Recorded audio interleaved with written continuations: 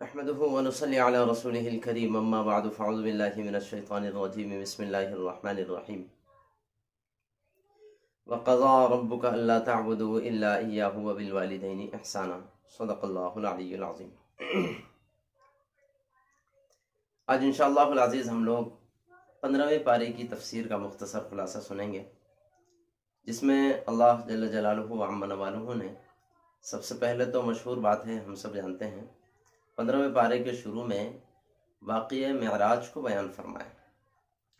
مختصر یہ ویسے تو اکثر مسلمان جانتے ہی ہیں، لیکن اس کا مختصر قصہ یہ کہ اللہ کے نبی محمد رسول اللہ صلی اللہ علیہ وسلم ایک مرتبہ کافروں نے آپ کو بہت زیادہ پریشان کیا اور حضور بہت زیادہ غم میں تھے۔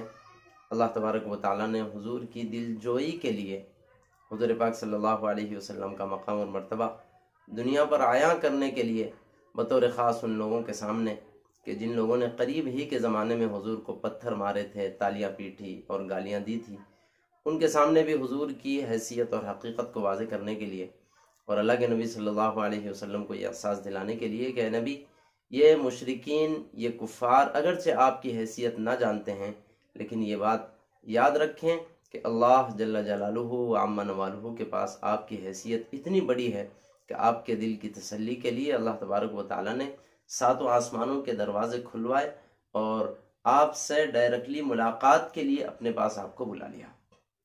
چنانچہ اللہ کے نبی محمد رسول اللہ صلی اللہ علیہ وسلم کے لیے یہ بڑے شرف کی بات ہے کہ دنیا میں آج تک حضرت آدم علیہ السلام سے لے کر ہمارے نبی بلکہ قیامت تک آنے والے آخری انسان تک یہ شرف نہ کسی کو حضور کے علاوہ نصیب ہوا اور نہ ہی نصیب ہو سکتا ہے۔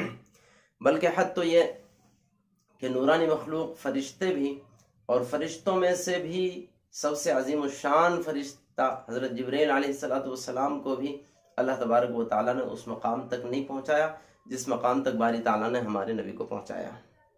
بہرحال اس سفر کے 2 حصے ہیں۔ ایک حصہ تو مکہ المکرمہ سے بیت المقدس تک کا، اس کو اصطلاح میں اسراء کہا جاتا ہے، اور دوسرا بیت المقدس سے آسمانوں کا سیر، جنت و جہنم کی سیر، اس کو معراج کہا جاتا ہے، اور عموماً یہ پورے واقعے کو بھی واقعہ معراج سے تعبیر کر دیا جاتا ہے۔ بہرحال آقا صلی اللہ علیہ وسلم کو براق کے ذریعے سے حضرت جبرائیل علیہ السلام کی رہبری میں آسمانوں تک پہنچایا گیا، جنت جہنم کی سیر کرائی گئی، جنت کی نعمتیں دکھلائی گئی، جہنم کے عذابات دکھلائے گئے، اللہ تبارک و تعالیٰ سے شرف ملاقات حاصل ہوا۔ اللہ تبارک و تعالیٰ نے 3 تحفے حضور کو نصیب فرمائے۔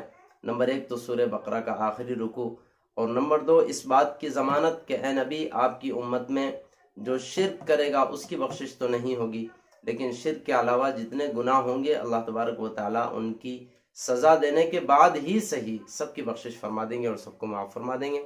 اور تیسرا تحفہ بہت عظیم الشان تحفہ 50 نمازوں کا تھا۔ واقعہ بہت مشہور ہے، دھیرے دھیرے کم ہوتے ہوتے اللہ تعالیٰ نے اسے 5 پر رکا دیا، پھر یہ اعلان ہوا کہ جو 5 ادا کرے اس کو اللہ تبارک و تعالیٰ 50 کا ثواب نصیب فرماتے ہیں۔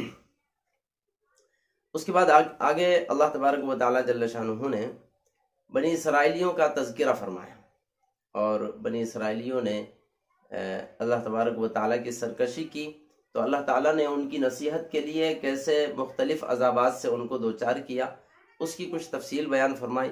چنانچہ سب سے پہلے تو ایک مرتبہ بخت نصر نامی بادشاہ کے ذریعے سے ان کو ذلیل کیا گیا، قتل عام مچایا گیا۔ پھر ایک رومی تیتوس نامی بادشاہ کے ذریعے سے ان پر ذلت چھائی۔ پھر آقا صلی اللہ علیہ وسلم کے ذریعے سے بھی کسی درجے میں ان پر ذلت آئی۔ پھر حضرت عمر فاروق رضی اللہ تعالیٰ عنہ کے ہاتھوں سے بھی اللہ تعالیٰ نے ان پر ذلت بھیجی۔ آگے اللہ تبارک و تعالیٰ جل شانہ نے اللہ تبارک و تعالیٰ کی عبادت کرنے اور اس کے ساتھ ہی ملا کر کے والدین کے ساتھ احسان کا برتاؤ کرنے کا حکم دیا۔ یہاں سے ہمیں والدین کی حیثیت سمجھ میں آتی ہے کہ والدین کا کیا مقام ہے، کہ اللہ تعالیٰ نے اپنی بندگی اور اپنی عبادت کے ساتھ والدین کے ساتھ احسان کا برتاؤ کرنے کا حکم دیا، اور اس کے ساتھ ہی میں اف بھی کرنے سے منع فرمایا۔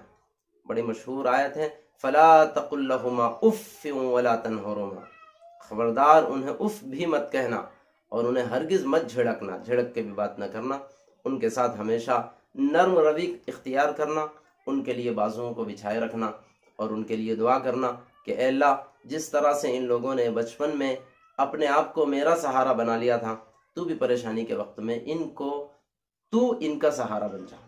بہرحال اللہ تعالیٰ نے والدین کے ساتھ احسان کا برتاؤ کرنے اور ان کے بڑی حیثیت کا یہاں بیان فرمایا۔ آگے اللہ تبارک و تعالیٰ نے چند احکامات دیے۔ نمبر 1 تو اولاد کے قتل کرنے سے منع فرمایا۔ اس سے پہلے تفصیل سے کئی مرتبہ بات آئی، مشرکین مکہ عموماً بچیوں کو قتل کر دیا کرتے تھے۔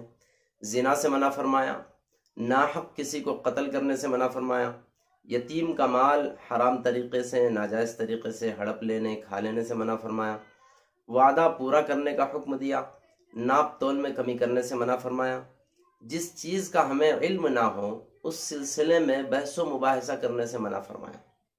اس کو اچھی طرح سمجھنا چاہیے۔ بعض مرتبہ ایسا ہوتا ہے کہ باتیں بہت اونچی ہوتی ہے، ہماری حیثیت کی نہیں ہوتی ہے، اس کے باوجود لوگوں کو شوق ہے بحث کرنے کا تو بحث کرتے ہیں۔ کسی بھی معاملے میں بحث کرنے سے پہلے انسان کو چاہیے کہ اپنی حیثیت دیکھے، اس لائن میں اس معاملے میں بحث کرنے کی میری حیثیت ہے، یعنی حیثیت ہو تو پھر بحث کی جائے، ورنہ پھر بحث کرنا جائز نہیں ہے۔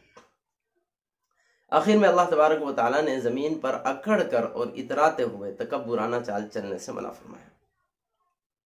آگے اللہ تبارک و تعالیٰ جل شانہ نے مشرکین مکہ کے ایک اعتراض کا جواب دیا۔ مشرکین مکہ عموماً یہ کہا کرتے تھے کہ جب ہم مر جائیں گے اور مثلاً جل جائیں گے، راکھ بن جائیں گے یا دفن ہو جائیں گے تو سڑ جائیں گے، گل جائیں گے، ہماری ہڈیاں بھی گل جائیں گی، پھر اس کے بعد دوبارہ اللہ تعالیٰ ہم کو کیسے زندہ کر سکتے ہیں؟ تو اس کے جواب میں اللہ تبارک و تعالیٰ فرماتے ہیں کہ تم تو پھر بھی انسان ہو، لیکن اگر چاہو تو تم پتھر بن جاؤ یا لوہا بن جاؤ، اللہ تبارک و تعالیٰ اس کے باوجود تم کو دوبارہ پیدا کرنے پر قادر ہے اور پیدا فرما کے رہیں گے۔ اور اس وقت کے مشرکین کی ایک عجیب عادت یہ تھی کہ اتفاق سے جب کبھی وہ کشتی کا سفر کرتے سمندروں میں اور اگر طوفان آ جاتا وہاں پر، تو ان کی عادت یہ تھی کہ انہوں نے اپنے جتنے بت بنا کر کے رکھے تھے، مشہور بات ہے کہ انہوں نے کعبۃ اللہ میں خود 360 بت رکھ دیے تھے، لات عزا منات وغیرہ، لیکن ان کی عادت یہ تھی سمندر میں اگر کبھی کشتی میں چلتے رہتے اور وہاں طوفان آ جاتا تو یہ سارے بتوں کو چھوڑ کر کے اللہ تعالیٰ ہی کو پکارا کرتے تھے۔ تو اللہ تبارک و تعالیٰ فرماتے ہیں کہ یہ تمہاری عجیب عادت ہے کہ تم تری میں جا کر کے تو اللہ تعالیٰ کو پکارتے ہیں، لیکن پھر خشکی میں آ کر کے اسی اللہ کی نافرمانی کرتے ہو اور پتھروں کی پوجا کرنے لگ جاتے ہو۔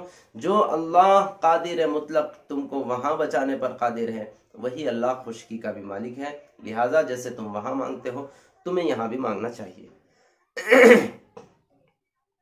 آگے اللہ تبارک و تعالیٰ جل شانہ نے تہجد کا بیان فرمایا اور ہمارے نبی آقا صلی اللہ علیہ وسلم کے لیے تہجد کو ایک زائد نماز قرار دیا۔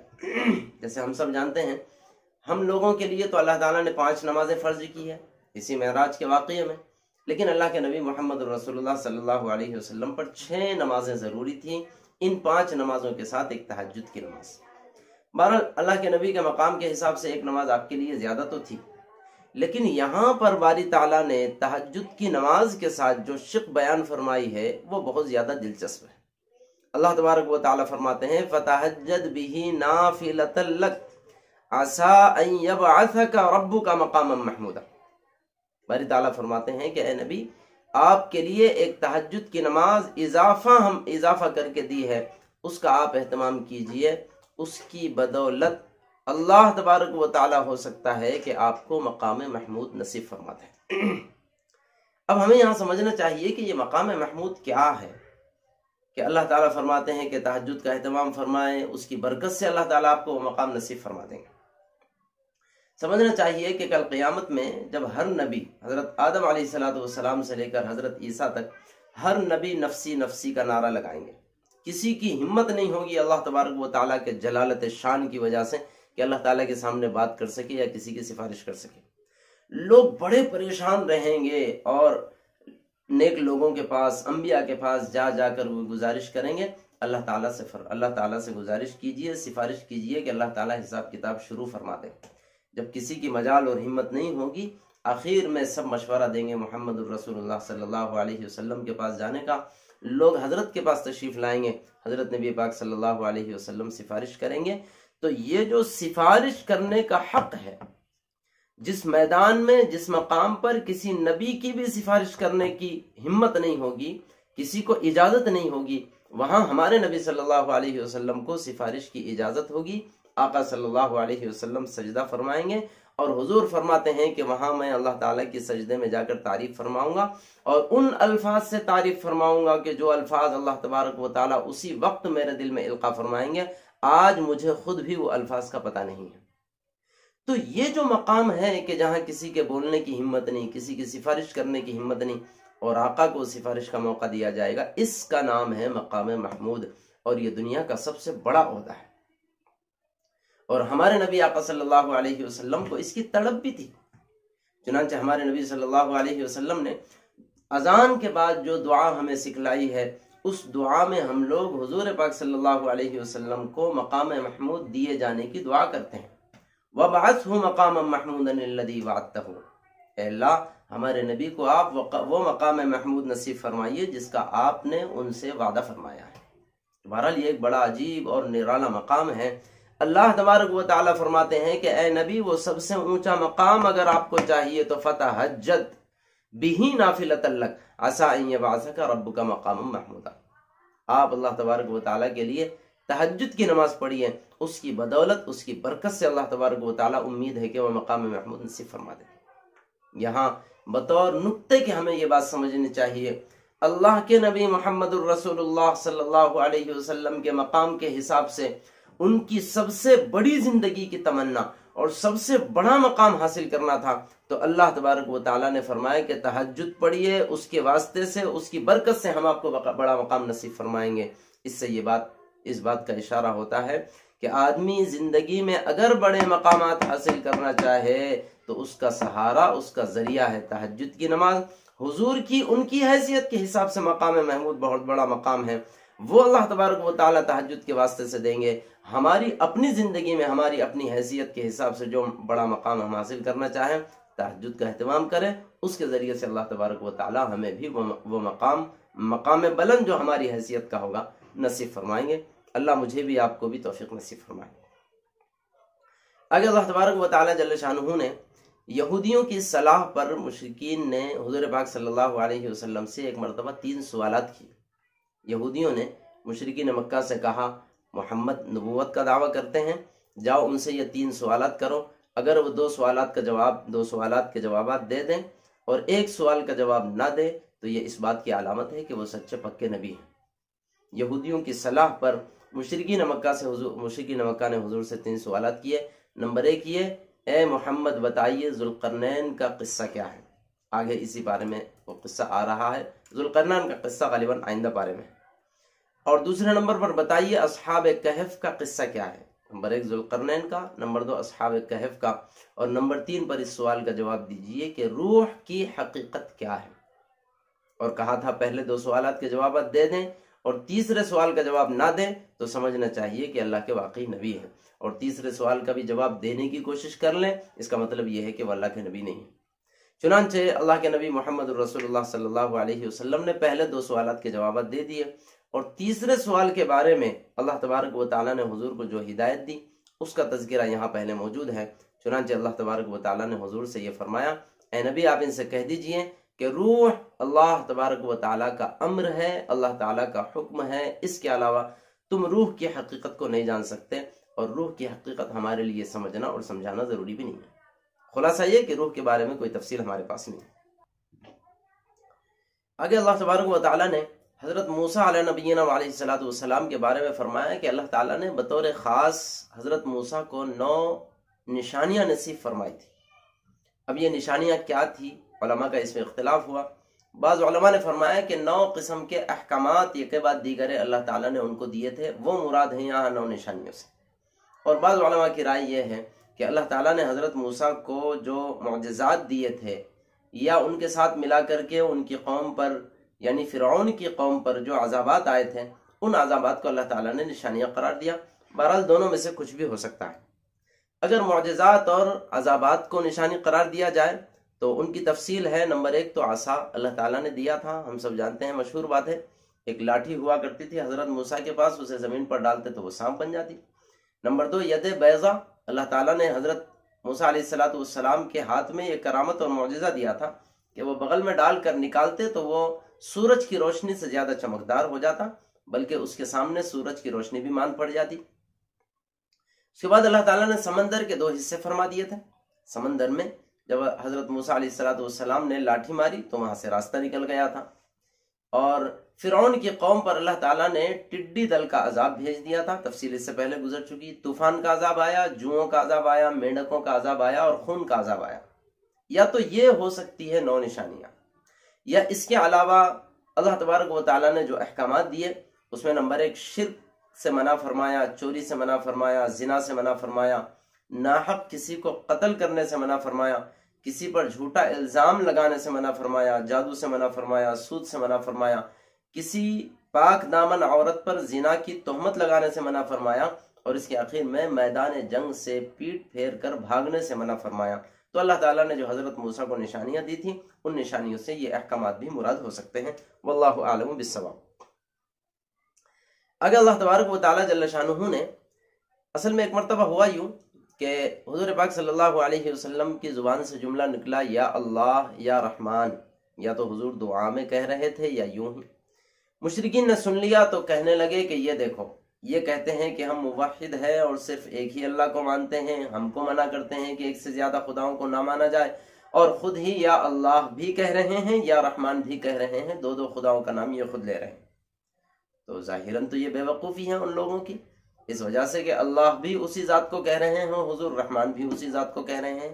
بہرحال اللہ تبارک و تعالیٰ نے اس اعتراض کا جواب اپنی طرف سے دیا اور یوں فرمایا کہ اللہ تبارک و تعالیٰ تو وحدہ لا شریک لہ ہے، وہ ایک ہی ذات ہے، وہ تنہا ہے، لیکن اس کے نام ایک سے زائد ہے، کئی نام ہیں۔ احادیث مبارکہ میں 99 آئے ہیں، اور دیگر بعض احادیث میں ان سے کچھ زیادہ کی تعداد بھی آتی ہے۔ یہ سب نام اللہ تبارک و تعالیٰ کے اچھے اچھے نام ہیں، باقی ان سارے ناموں کی مراد ایک اللہ تبارک و تعالیٰ ہی ہے۔ اصل میں اس کے بعد پھر ہوا یوں، جیسے مشرکین مکہ نے پچھلے چند منٹ پہلے بات آئی، یہودیوں کی صلاح پر مشرکین مکہ نے حضور سے 3 سوالات کیے تھے۔ روح کی حیثیت کیا ہے، ذوالقرنین کا قصہ کیا ہے، اور اصحاب کہف کا قصہ کیا ہے۔ تو اتفاق سے اللہ کے نبی محمد الرسول اللہ صلی اللہ علیہ وسلم نے یہ فرمایا تھا کہ کل بتا دوں گا۔ حضور کو یہ امید تھی کہ اللہ تعالیٰ کی جانب سے وحی آئے گی اور اس وحی کے ذریعے سے بتا دوں گا۔ اتفاق سے وحی نہیں آئی۔ مشرکین دوسرے دن بھی آ گئی کہ کیا ہوا، سوال کا جواب دو۔ حضور نے پھر فرمایا کل بتا دوں گا۔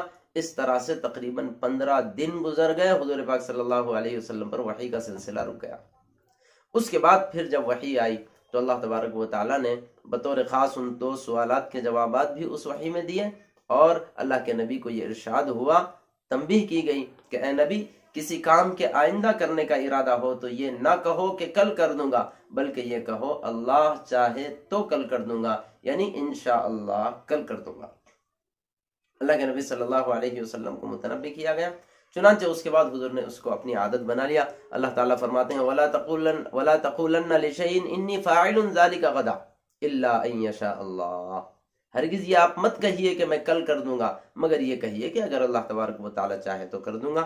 اس لیے ہمیں چاہیے کہ ہم بھی اس کا اہتمام کریں، آئندہ زمانے میں کسی بھی کام کے کرنے کا ارادہ ہو تو پھر ہمیں انشاءاللہ کہنا چاہیے۔ اس کے ساتھ چلتے چلتے یہ شک بھی سن لینا چاہیے کہ یہ جو انشاءاللہ کا جملہ ہے، آئندہ زمانے میں کسی کام کے کرنے کا ارادہ ہو تب کہنے کا ہے۔ ہمارے بعض ساتھی بیچارے اس کا صحیح معنی میں علم نہیں ہوتا تو انشاءاللہ بولنے کے عادی بنتے ہیں، تو آئندہ زمانے کے کام کے لیے بھی انشاءاللہ بول جاتے ہیں، اور پچھلے کام کے لیے بھی انشاءاللہ بولتے ہیں، اور انشاءاللہ میں نے کھانا کھا لیا، انشاءاللہ میں پانی پی چکا ہوں۔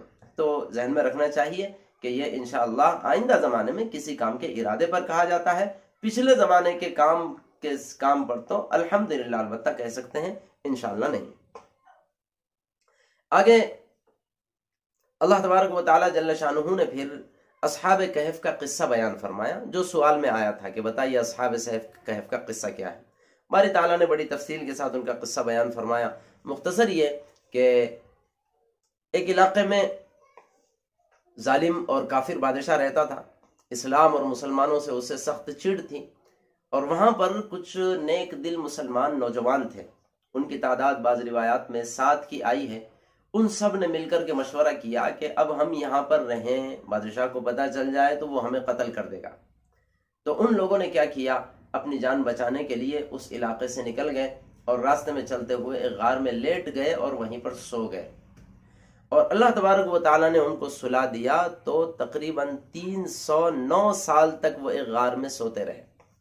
روایت میں تفصیل آتی ہے کہ اللہ تبارک و تعالیٰ نے ایک ایسے غار میں ان کو سلایا، اس کا منہ کچھ اس انداز کا تھا کہ صبح کی روشنی بھی اور شام کی روشنی بھی ان پر نہیں پڑتی، یعنی دھوپ ان تک نہیں پہنچ سکتی تھی، لیکن ہوا کا نظام اتنا خوبصورت تھا کہ یعنی غار ایسا تھا کہ اس میں آسانی کے ساتھ ہوا ادھر سے ادھر پار ہوا کرتی تھی۔ اس حالت میں وہ لوگ 309 سال تک سوتے رہے۔ جب 309 سال کے بعد ان کی نیند ہوشیار ہوئی، اور اتفاق سے ان کا کتا بھی ساتھ میں تھا، وہ بھی بیٹھ کر سو رہا تھا، اس کو بھی اللہ تعالیٰ نے 309 سال تک سلا دیا۔ جب ہوشیار ہوئے یہ لوگ تو آپس میں ان لوگوں نے گفتگو کی، ہم کتنے دن تک یا کتنی دیر تک سوتے رہے؟ بعض لوگوں نے کہا تھوڑی دیر تک سوئے ہوں گے، بعض لوگوں نے کہا کہ ایک آدھ دن تک سوئے ہوں گے، اور بعض لوگوں نے کہا کہ بھئی اللہ جانے کہ ہم کتنا سوئے۔ بہرحال اتنا تو یقین کسی کو بھی نہیں تھا کہ ہم اتنے عرصے سے سو رہے ہیں۔ چنانچہ ان کو بھوک کا احساس ہوا تو انہوں نے اپنے پاس جتنی جمع پونجی پیسہ تھا اس کو نکال کر ایک بندے کو دیا اور نصیحت کی کہ حساب سے رہنا، بادشاہ کو پتہ نہ چلنے پائے، اور پھر چھپ چھپا کر کے کسی ہوٹل سے اپنے لیے کھانا لانا۔ وہ بندہ کھانا لانے کے لیے جاتا ہے، وہاں سکے دیتا ہے تو سمجھ میں آتا ہے، وہاں لوگ کہتے ہیں یہ تو 300 سال پرانے سکے ہیں، پاگل ہو گئے کہ اب لا رہے ہیں۔ چنانچہ پھر اس وقت اس چیز وہ راز کھل جاتا ہے، ان کو بھی پتہ چل جاتا ہے، ان کو بھی پتہ چل جاتا ہے کہ ہم تو 300 چلر سال سے سو رہے ہیں، اللہ تبارک و تعالیٰ نے ہمیں سلائے رکھا۔ چنانچہ اتفاق سے اس وقت پھر مسلمان بادشاہ تھا اور اسلام وہاں پر آ چکا تھا، اس نے ان کا بڑا استقبال کیا۔ پھر جب ان کا انتقال ہوا تو ان کے نام کی مسجد بھی بنائی گئی وغیرہ وغیرہ۔ باری تعالیٰ نے یہ قصہ بیان فرمایا، اور یہاں بیان کرنے کی ضرورت یہ تھی مشرکین مکہ کو محمد الرسول اللہ صلی اللہ علیہ وسلم کی حقانیت کا پتہ چل جائے۔ آگے اللہ تبارک و تعالیٰ نے دو دوستوں کا تذکرہ فرمایا۔ پرانے زمانے کا قصہ ہے کہ دو دوستوں میں سے دونوں کے دونوں مالدار تھے۔ ایک نیک دل تھا، وہ اللہ کے راستے میں پیسہ خرچ کیا کرتا تھا۔ دوسرا اپنے دنیاوی تکبر میں اور دنیاوی جاہ و جلال میں، دنیاوی عیش و عشرت میں تھا۔ آخرکار اللہ تبارک اس بندے نے، نیکوکار بندے نے اسے سمجھایا بھی صحیح ہے، لیکن وہ مانا نہیں۔ آخرکار جب اس کا مال ختم ہوا، اللہ نے اس کا امتحان لیا، تو پھر اسے سمجھ میں آیا کہ میں غلطی پر تھا، اور نیک کام کرنے والا، اللہ کے راستے میں پیسہ خرچ کرنے والا میرا دوست ہی صحیح راستے پر تھا۔ آگے باری تعالیٰ جل شانہ نے دنیاوی مال اور دنیاوی اولاد کو محض دنیا کی زینت قرار دیا کہ یہ محض دنیا کی زینت ہے، ان سے آخرت میں کوئی فائدہ نہیں، الا یہ کہ آدمی نیک کام ان کے ذریعے سے کرے، اولاد کے ذریعے سے کروائے، مال کے ذریعے سے کروائے، تو پھر یہ چیزیں آخرت میں کام آ سکتی ہے۔ آگے باری تعالیٰ نے حضرت موسیٰ اور حضرت خضر علیہ السلام کا ایک دلچسپ واقعہ بیان فرمایا۔ واقعے کا مختصر خلاصہ یہ ہے کہ حضرت موسیٰ علیہ السلام نے ایک مرتبہ بہت عالمانہ تقریر فرمائی۔ اس کے بعد ایک بندہ آپ کے حواریین میں سے آپ کے پاس آتا ہے اور سوال کرتا ہے کہ اللہ کے نبی، اس وقت دنیا میں سب سے زیادہ علم والے کون ہیں؟ تو ظاہر سی بات ہے کہ جو نبی ہوتا ہے وقت کا، اللہ تبارک و تعالیٰ اسے ہی سب سے زیادہ علم نصیب فرماتے ہیں، اور یہ اللہ تعالیٰ کی عادت رہی ہے۔ تو اللہ تعالیٰ کی اس عادت کے تقاضے کے حساب سے حضرت موسیٰ علیہ السلام نے جواب دیا، میں ہوں، سب سے بڑا عالم میں ہوں، اور ظاہری اللہ تعالیٰ کی عادت کے حساب سے تھا۔ لیکن جیسے ابھی بات آئی، اللہ تبارک و تعالیٰ اپنے قریبی بندوں کی ذرا سی اجتہادی خطا پر بھی متنبع فرماتے ہیں، ان کو یوں ہی چھوڑ نہیں دیتے ہیں، کیوں تو وہ مقتدا بن چکے ہیں، دنیا میں ان کی اقتدا ہونے والی ہے، اس لیے اللہ تعالیٰ نے ان کو پاک اور منزہ رکھا ہے، تمام تر گناہوں سے تو پاک ہی رکھا ہے۔ لیکن اجتہادی خطا اگر ہوتی بھی ہے تو اللہ تبارک و تعالیٰ نے انبیاء کا یہ امتیاز بنایا ہے کہ ان کو ان کی اجتہادی خطا پر بھی باری تعالیٰ باقی نہیں رکھتے ہیں، ان کی اس اجتہادی خطا کو بھی صاف کر دیا جاتا ہے، اور دنیا والوں کے سامنے، خود ان کے سامنے بھی واضح کر دیا جاتا ہے۔ چنانچہ اللہ تبارک و تعالیٰ کو حضرت موسیٰ کا یہ جملہ پسند نہیں آیا۔ میرا قریبی بندہ ہے، میں نے اس کو نبی بنایا ہے، وہ ڈائریکٹلی یہ کیسے کہہ سکتا ہے کہ میں نبی ہوں؟ حالانکہ ظاہری تقاضا یہی ہے۔ پھر کہنا کیا چاہیے تھا؟ کہنا یہ چاہیے تھا، واللہ اعلم بالصواب، اللہ ہی بہتر جانتا ہے کہ سب سے بڑا عالم کون ہے۔ تقوی پر عمل کرنا چاہیے تھا ایک نبی کو، مسئلے پر عمل نہیں کرنا چاہیے تھا بالفاظ دیگر۔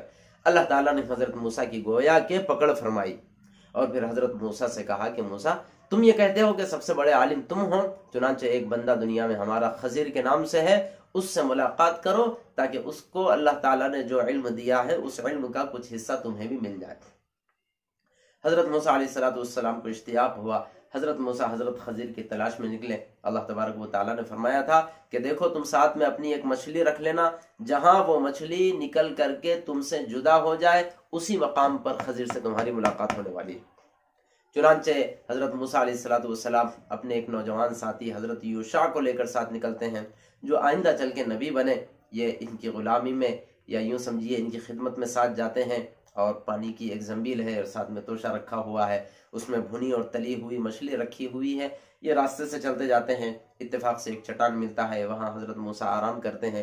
حضرت موسیٰ لیٹے آرام کر رہے تھے، یوشع بیدار تھے۔ ان کی نگاہوں کے سامنے سے اس توشے میں سے مچھلی زندہ ہو کر نکلتی ہے اور حیرت والے طریقے سے اس سمندر میں، اس ندی میں کود جاتی ہے، ایسے جاتی ہے کہ گویا اس کے جانے سے راستہ بن گیا۔ حضرت یوشع دیکھ کر ششدر رہ جاتے ہیں اور یہ چاہتے ہیں کہ حضرت موسیٰ کے اٹھنے کے بعد ان کو اطلاع دوں گا، نیند کیوں خراب کروں۔ چنانچہ حضرت موسیٰ علیہ السلام اٹھتے ہیں، پھر سامان سفر باندھتے ہیں، آگے کو نکل جاتے ہیں۔ کچھ دور جانے کے بعد حضرت موسیٰ کو تھکاوٹ ہوتی ہے، وہ کہتے ہیں کہ ناشتہ نکالو، ہم کچھ کھا لیں گے۔ جب ناشتہ نکالو حضرت موسیٰ کہتے ہیں تو یوشع اس وقت کہتے ہیں کہ میں تو بھول ہی گیا شیطان کی نحوست کی وجہ سے، اور حقیقی بات یہ ہے کہ ہمارا ناشتہ وہیں پر رہ گیا، یعنی ہماری مچھلی جہاں آپ آرام کر رہے تھے وہیں پر پانی میں چلی گئی۔ حضرت موسیٰ کہتے ہیں کہ وہی تو جگہ ہے حضرت خضر سے ملاقات کرنے کی، چنانچہ واپس آتے ہیں۔ جب واپس آتے ہیں تو خضر وہاں لیٹے ہوئے، چادر اوڑھ کر لیٹے ہوئے تھے۔ حضرت موسیٰ نے سلام کیا، حضرت خضر پوچھتے ہیں کہ کون ہے؟ حضرت موسیٰ کہتے ہیں میں موسیٰ ہوں۔ خضر پوچھتے ہیں کون موسیٰ؟ بنی اسرائیل کے موسیٰ؟ جواب جاتا ہے کہ ہاں میں بنی اسرائیل کا موسیٰ ہوں۔ چنانچہ ملاقات ہوتی ہے۔ حضرت موسیٰ علیہ السلام گزارش کرتے ہیں کہ میں تمہارے پاس رہ کر کے اللہ تعالیٰ نے جو تم کو ایک خاص علم سے نوازا ہے اس علم کا کچھ حصہ میں بھی حاصل کرنا چاہتا ہوں۔ حضرت خضر کہتے ہیں کہ موسیٰ تم میرے ساتھ صبر نہیں کر سکتے، تم میرے ساتھ رہ نہیں سکتے، صبر نہیں کر سکتے، اس لیے سوچ لو۔ حضرت موسیٰ علم کی گویا کے حرص میں رہتے ہیں، وہ کہتے ہیں کہ نہیں میں تمہاری ہر بات پر صبر کروں گا۔ چنانچہ یہ دونوں ایک ساتھ سفر شروع کرتے ہیں۔ آگے کچھ دوری پر جاتے ہیں، جیسے یہیں پر بات آئی، حضرت خضر نے کہا کہ موسیٰ تم صبر نہیں کرو گے میرے کاموں پر، اور پھر شرط لگا دی تمہیں میرے ساتھ رہنے، میرا علم حاصل کرنے کی شرط یہ ہوگی کہ میں کوئی بھی کام کروں، کوئی بھی بات کروں، آپ کو مجھے نکیر کرنے، ٹوکنے کی اجازت نہیں ہوگی، چپ چاپ میرے ساتھ چلنا پڑے گا۔ حضرت موسیٰ نے گویا اس ایگریمنٹ پر سائن کیا اور ساتھ میں چلتے رہے۔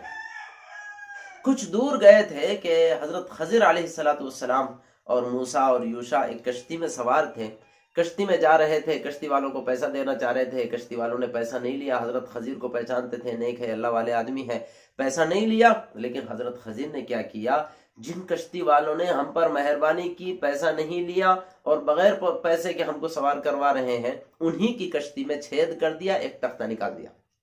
حضرت موسیٰ نے برداشت نہیں کیا، حضرت خضر آپ نے یہ کیا کیا؟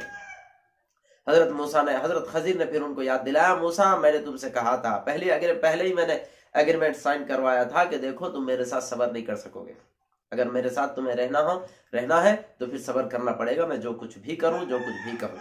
حضرت موسیٰ نے معافی مانگی، چلو آئندہ بار ایسا نہیں ہوگا۔ پھر آگے چلتے رہے، کچھ دوری پر گئے تو کچھ بچے کھیل رہے تھے۔ حضرت خضر ان بچوں میں سے ایک بچے کو پکڑ کر کے اسے قتل کر دیتے ہیں اور اس کی گردن ہی تن سے الگ کر دیتے ہیں۔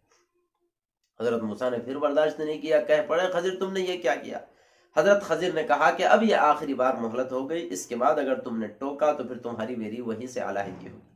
چنانچہ حضرت موسیٰ پھر وہاں سے چل دیے، آگے چلے، ایک بستی میں جاتے ہیں۔ اس بستی میں بھوک لگی تھی اور مہمان نوازی کا تقاضا کرتے ہیں، وہاں ان کی کوئی مہمان نوازی نہیں کرتا۔ واپس اس بستی سے آتے رہتے ہیں تو دیکھتے ہیں کہ ایک دیوار بالکل گرنے کو تھی۔ حضرت خضر کو اللہ تعالیٰ نے یہ بھی علم نصیب فرمایا تھا، اس دیوار کو اپنے ہاتھوں سے درست کر دیتے ہیں۔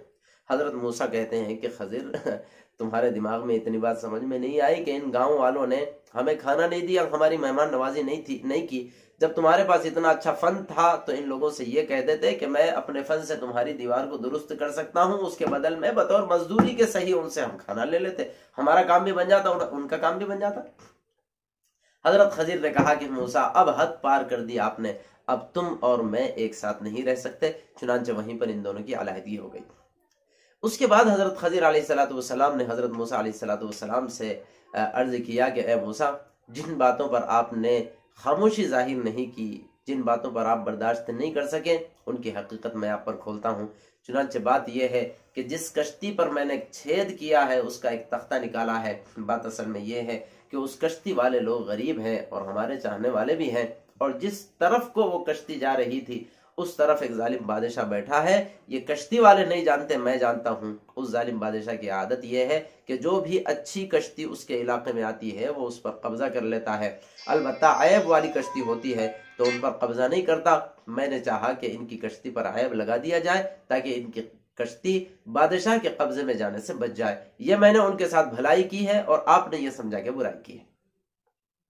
اور جہاں تک بچے کے قتل کا معاملہ ہے تو اس بچے کے والدین بڑے نیک لوگ ہیں، اور یہ آگے چل کے بڑا شیطان بننے والا تھا، اور ان والدین کو یہ ایک لوتا ایک ہی بیٹا ہے، اور گمان یہ تھا کہ اگر یہ بیٹا باقی رہتا تو اس کی شیطانیت کی وجہ سے والدین بھی حق پرستی سے ناحق پرستی کی طرف آتے، اور ہو سکتا تھا کہ اس کے والدین اس بچے کی محبت میں جنت کے بجائے جہنم کے راستے پر جاتے۔ تو اللہ تبارک و تعالیٰ نے ان والدین پر احسان کرتے ہوئے مجھے حکم دیا کہ اس بچے کو ابھی سے قتل کر دیا جائے تاکہ اللہ تبارک و تعالیٰ اس کے علاوہ دیگر صالح بیٹا ان کو نصیب فرمائے۔ تو میں نے اس کا ان کے والدین کا فائدہ کیا ہے، نقصان کسی کا نہیں کیا۔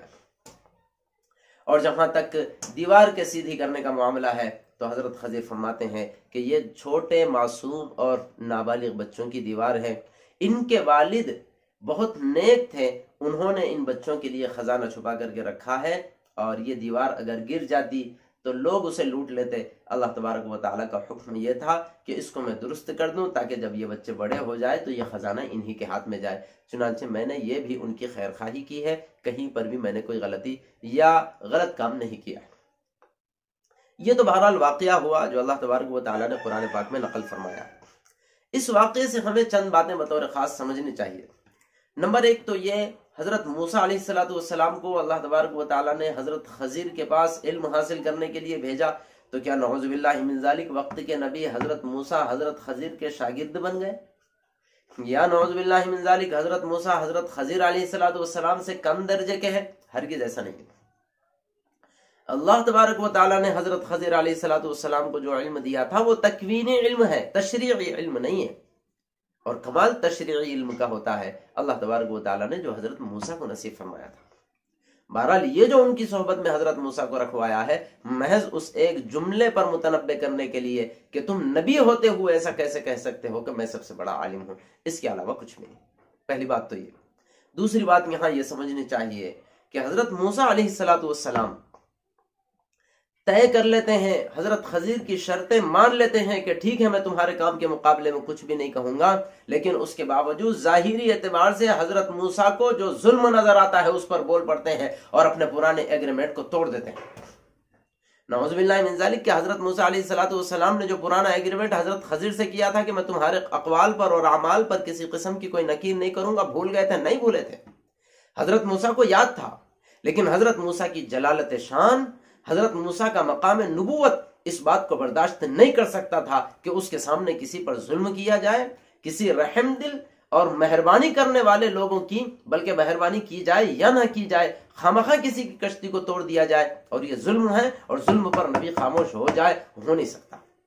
حضرت موسیٰ علیہ السلام نے اپنا فرض منصبی نبھایا ہے کہ میں ایسا کبھی بھی نہیں ہو سکتا میری نگاہوں کے سامنے ظلم ہو جائے اور میں وقت کا نبی ہو کر کے خاموش رہ جاؤں۔ جملہ ذہن میں رکھنا چاہیے، میری نگاہوں کے سامنے کسی پر ظلم ہو جائے اور میں خاموش رہ جاؤں، کبھی بھی نہیں ہو سکتا، یہ میرا فرض منصبی ہے۔ اور میری نگاہوں کے سامنے کسی بچے کو قتل کر دیا جائے، کبھی بھی نہیں ہو سکتا، میں بول پڑوں گا اگرچہ مجھے پرانا ایگریمنٹ یاد ہے۔ یہ ایسا ہوا کیسے؟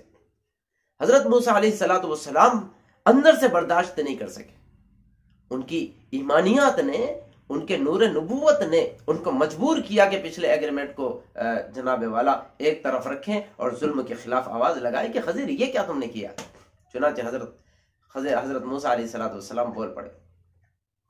تو یہاں سے یہ ذہن میں رکھنا چاہیے، نبی وہ ہوتا ہے، اللہ کرے میں آپ کو جہاں پہنچانا چاہ رہا ہوں وہاں پہنچ جائے، نبی وہ ہوتا ہے جو ظلم پر کبھی خاموش نہ رہے، اپنی مصلحت کی بنیاد پر خاموش رہ جائے، یہاں اس کی تو کوئی حیثیت ہی نہیں ہے۔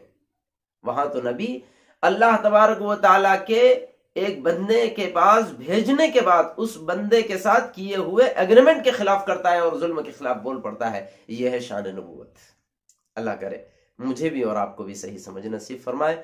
جتنی نصیحت کی باتیں اس بارے میں آئی ہیں ان سب پر ہم سب کو عمل کرنے کی توفیق نصیب فرمائے، آمین۔ وآخر دعوانا ان الحمدللہ رب العالمین۔